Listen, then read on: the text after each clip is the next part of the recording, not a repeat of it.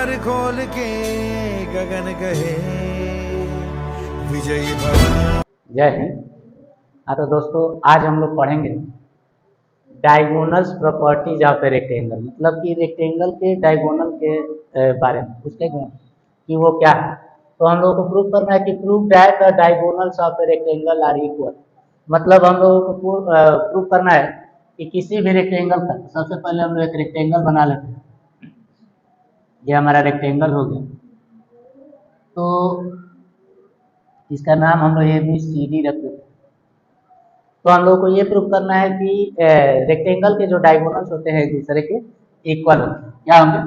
Equal होंगे। तो ये लाइन और ये लाइन को मिला दें, तो ये हम लोग का डायगोनल हो गया। क्या हो गया? तो हमारे पास डायगोनल हो गया AC और BD। AC और BD तो हम लोग लिखेंगे, सबसे पहले लिखेंगे हम हमारे पास रेक्टेंगल हो गया ABC, और ABC का जो डायगोनल्स AC है और BD है। तो हम लोग को यही प्रूव करना है कि AC और BD जो है आपस में इक्वल होते हैं। तो to prove AC equals to BD, ये लाना है हम लोग। तो सबसे पहले हम लोग लिख देंगे कि इन ट्रायंगल ABC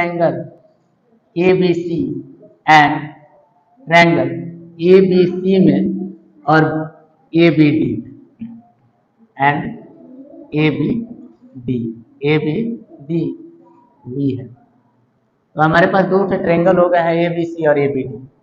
तो इसमें सबसे पहले हम लोग लिखेंगे कि AB जो है, दोनों ही ट्रायंगलों में AB दिया हुआ है, यानी कि हम लोग का AB जो साइड है ये कॉमन साइड हो गया। उसके बाद AB कॉमन हो गया और AD बराबर होगा BC का। ये हम लोग जानते हैं अपोजिट साइड्स ऑफ रेक्टेंगल। किसी भी रेक्टेंगल के अपोजिट साइड आपस में इक्वल होते हैं, हम लोग जानते हैं। और ये जो एंगल है, एंगल ABC और एंगल BAD, एंगल ABC बराबर होगा एंगल BAD का ईच ऑफ 90 डिग्री, दोनों ही 90 डिग्री के। हम लोग बहुत अच्छे से जानते हैं कि रेक्टेंगल के सभी जो इंटीरियर एंगल होते हैं 90 डिग्री के होते हैं, इसलिए एंगल A और एंगल B 90 डिग्री के ही। तो ये दोनों एंगल आपस में इक्वल होंगे। तो हम लोगों ने हमें दो ट्रायंगल मिले थे, दो ट्रायंगल ABC और एक ट्रायंगल AB। तो दोनों ही ट्रायंगलों में AB जो है, AB जो साइड है ये कॉमन साइड है। उसके बाद AD और BC अपोजिट साइड है, किसी भी रेक्टेंगल के अपोजिट साइड आपस में इक्वल होते हैं। तो इन दोनों ट्रायंगल में AB और AD और BC आपस में इक्वल होंगे। उसके बाद ये एंगल है, एंगल ABC है और एंगल BAD है, दोनों 90 डिग्री के। तो since triangle ABC congruent to triangle ABD by side angle side criteria. क्या? साइड एंगल साइड क्राइटेरिया से दोनों ट्रायंगल आपस में congruent होते हैं। तो congruent ट्रायंगलों के करस्पॉन्डिंग साइड आपस में इक्वल होते हैं। तो since AC equals to BD by CPCT congruence part of congruent triangle, corresponding part of congruent, मतलब कि corresponding part of congruent triangle से अब होता है क्या है कि मतलब कि किसी भी congruent triangle के दो congruent triangleों के corresponding साइड या corresponding एंगल आपस में इक्वल होते हैं।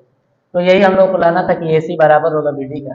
तो डैश टू, इससे हमें ये पता चल रहा है कि किसी भी रेक्टेंगल के डायगोनल आपस में इक्वल होते हैं। हम लोगों ने प्रूव कर दिया कि किसी भी रेक्टेंगल के डायगोनल आपस में इक्वल होते हैं। अब इसके बाद हम लोगों को प्रूव करना है कि इनके जो डायगोनल है, किसी भी रेक्टेंगल के डायगोनल है, एक दूसरे को बाइसेक्ट करते हैं। क्या करते हैं? बाइसेक्ट करते हैं। तो सबसे पहले हम यहाँ पे जहाँ पे इंटरसेक्टिंग पॉइंट है उसको O मान लेते हैं। तो हम लोग देख रहे हैं कि जो डायगोनल AC है और BC है, एक दूसरे को पॉइंट O पे इंटरसेक्ट कर रही है। क्या कर रही है? इंटरसेक्ट कर रही है। तो आते हैं हम लोगों को प्रूव करना है टू प्रूव ओ ए बराबर होगा ओ सी का एंड ओ बी बराबर होगा ओ डी का। ये प्रूव करना है हम लोग कि किसी भी रेक्टेंगल के डायगोनल एक दूसरे को बाइसेक्ट करते हैं। तो हम लोग लेते हैं कि in triangle A O B and triangle C O D we है। तो सबसे पहले हम लोगों के पास एंगल 1 जो है ये एंगल 2 के बराबर हो जाए अल्टरनेट इंटीरियर एंगल का थ्रू। एंगल 3 जो है एंगल 4 के बराबर हो जाएगा, ये भी अल्टरनेट इंटीरियर एंगल का थ्रू। तो एंगल 1 बराबर होगा एंगल 2 के, इसमें हम लोग लिख देंगे alternate interior angle. Alternate interior angle क्योंकि हम लोग जानते हैं कि रेक्टेंगल के दोनों अपोजिट साइड आपस में पैरेलल होते हैं, क्योंकि एक रेक्टेंगल भी एक पैरेललोग्राम है। तो पैरेललोग्राम के अपोजिट साइड आपस में पैरेलल होते हैं, इसलिए तो किसी भी पैरेलल लाइन में जो अल्टरनेट इंटीरियर एंगल होते हैं वो आपस में इक्वल होते हैं। तो 1 और 2 आपस में इक्वल हो जाएगा।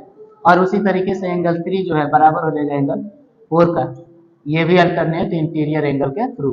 और हमारे पास ए बी जो है बराबर हो जाएगा सी डी का, इसमें हम लोग लिख सकते हैं अपोजिट साइड्स ऑफ